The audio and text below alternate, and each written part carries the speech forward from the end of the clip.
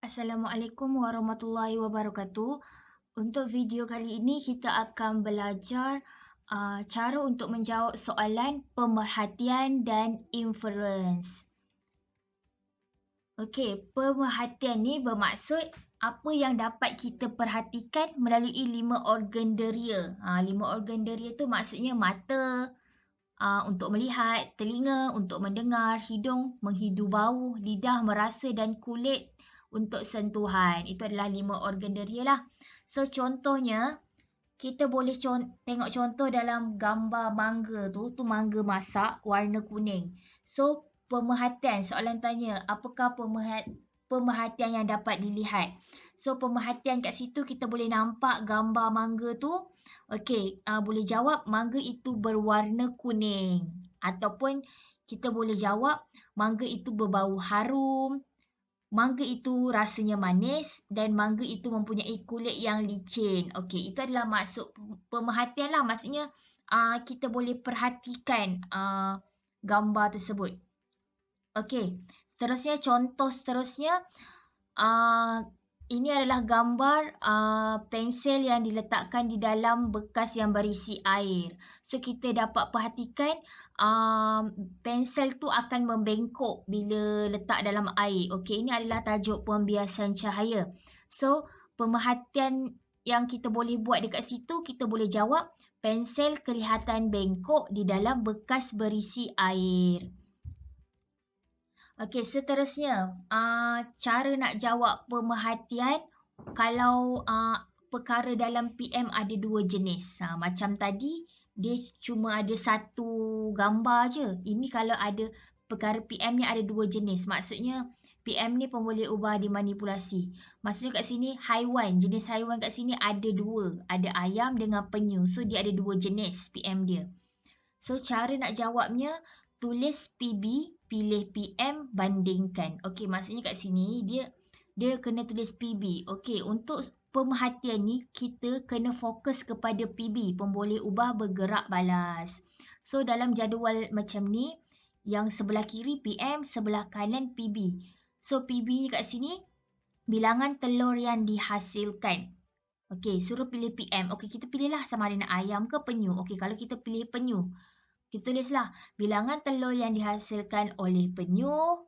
Lepas tu bandingkan. Okey, kita bandingkan ni 200 ni 8. So 200 ni banyak, ni sedikit. So kita boleh jawab bilangan telur yang dihasilkan oleh penyu lebih banyak berbanding ayam. Maksudnya kita kena bandingkan lah untuk pemerhatian. Ataupun kalau kita tak nak banyak, kita pilih yang sedikit lah. Kita boleh jawab bilangan penyu yang dihasilkan oleh ayam lebih sedikit berbanding penyu.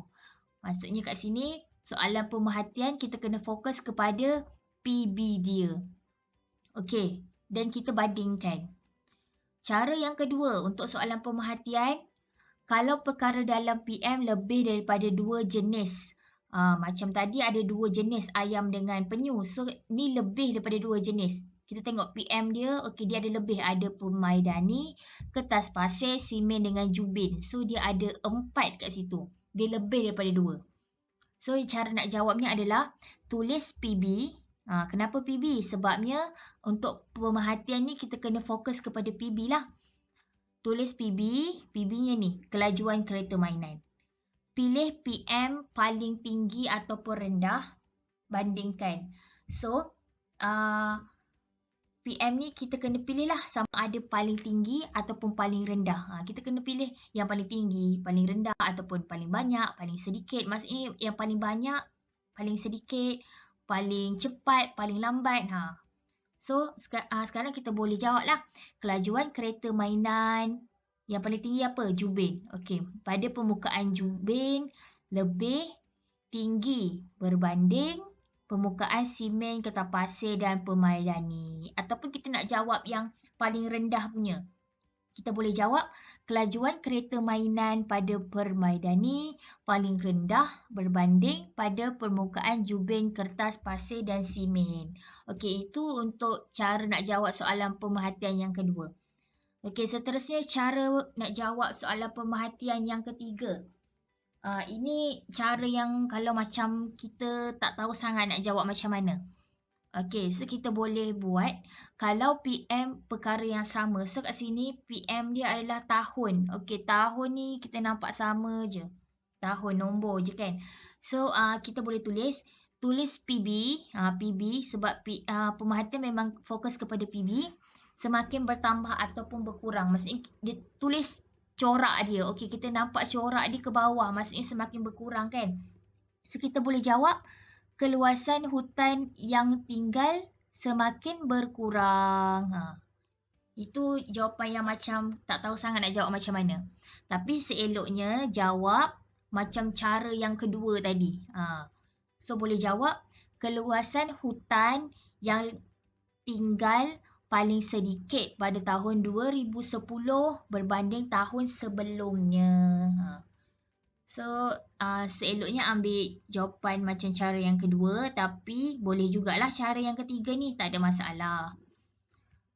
Seterusnya, masuk kepada soalan inference. Okey, inference ni maksudnya sebab. Sebab perkara tu berlakulah kenapa. Okey, yang pertama cara nak jawabnya kita kena kenal pasti pemerhatian. Pemerhatian yang tadi kita buat pemerhatian tu kita kena tahu pemerhatian dia dulu. Baru kita boleh jawab inference. Yang kedua, cara cari punca ataupun sebab perkara tersebut berlaku dekat pemerhatian tadi. So kita kena tahu puncanya sebab apa daripada pemerhatian yang kita buat tadi.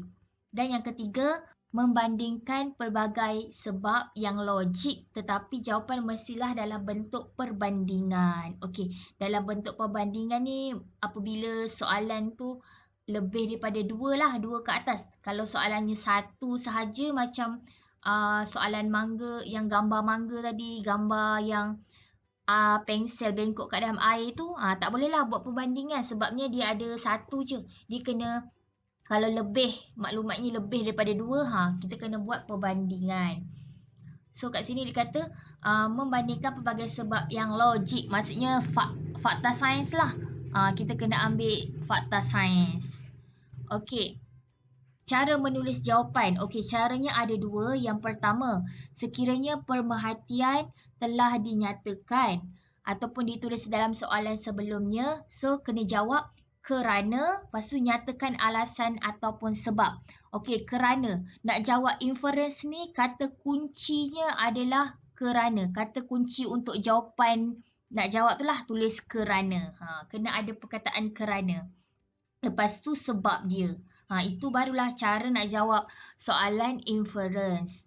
Ataupun, okey kat sini, sekiranya pemerhatian telah dinyatakan. Maksudnya, dalam soalan, ada gambar, lepas tu soalan pertama dia tanya, apakah pemerhatian yang dapat dibuat? So, kita tulis jawapan pemerhatian yang macam kita dah belajar tadi. Lepas tu, soalan kedua dia tanya, apakah inference yang dapat apakah inference yang dapat dibuat berdasarkan pemerhatian yang telah dibuat tadi? So, kita boleh terus jawab kerana jawapan dia apa. Okey, cara yang keduanya kita boleh buat tulis pemerhatian dulu kerana lepas tu nyatakan sebab. Okey. Buat macam ni apabila sekiranya pemerhatian tidak dinyatakan atau ditulis dalam soalan sebelumnya. Okey, maksudnya dalam soalan soalan pertama dia terus tanya apakah inference yang dapat dibuat. Maksudnya dia tak tanya soalan pemerhatian, dia tanya inference terus. So kita boleh jawab tulis dulu pemerhatian. Maksudnya apa-apa pun kita kena carilah pemerhatian dia. Tulis pemerhatian dia, lepas tu tulis kerana, lepas tu inference. Tapi kalau nak jawab yang macam ke atas ni kerana nyatakan sebab terus ni pun boleh, tak ada masalah. Sebabnya jawapan inference memang start daripada kerana, lepas tu alasan dia. Kalau inference jawab tulis pemerhatian, lepas tu berhenti titik sampai situ je, salah. Sebab itu adalah untuk pemerhatian. Belum lagi jawapan untuk inference. So, pastikan jawapan tulis kerana apa. Baru betul lah. Pastikan jawapan alasan tu pun kalau logik ikut fakta sains, betul lah. Okey, seterusnya. Cara nak jawab inference. Cara pertama, tulis pemerhatian kerana. Kerana ni sebab tadilah. lihat PM. Okey, macam tadi dah cakap kat sini, pemerhatian fokus kepada PB, inference fokus kepada PM. So, contoh soalan, kita tengok. Yang pertama, carta palang di bawah menunjukkan keputusan penyiasatan tentang daya yang diperlukan untuk menolak kotak yang berlainan jisim di atas lantai dengan jarak yang sama. So, ini adalah gambar graf berbentuk palang, graf palang. So, yang bahagian bawah ni adalah PM, jisim kotak. Yang atas ni adalah PB, jumlah daya yang diperlukan. So, pemerhatiannya, nak jawab inference kena ada pemerhatian. Kita kena cari pemerhatiannya dulu. So, pemerhatiannya fokus kepada PB. Okey, PB-nya. Jumlah daya yang diperlukan, kita nampak semakin bertambah. Ataupun kita boleh jawab juga, jumlah daya yang diperlukan bagi jisim kotak 25 gram paling tinggi berbanding jisim kotak yang lain. Itu pemerhatian lah. Nampak tu. Kita kena ambil dia punya PB. Lepas tu kita cakap lah bertambah. Lepas tu ataupun kita buat perbandingan. Itu pemerhatian. Inference, sebab. So, sebab fokus kepada PM. Ni lah bawah ni jisim. So, inference-nya kita boleh tulis semula pemerhatian, kerana dan alasan dia, ataupun kita boleh tulis kerana dan alasan terus. So, jawapan dia, jumlah daya yang diperlukan semakin bertambah. Ambil balik ayat yang tadi. Kerana jisim kotak bertambah. Yang ni dapat daripada ni lah. Inference ni kita kena fokus kepada PM. Tengok ni PM. Jisim kotak bertambah. Nampak ni dia bertambah kan. Itu yang pertama.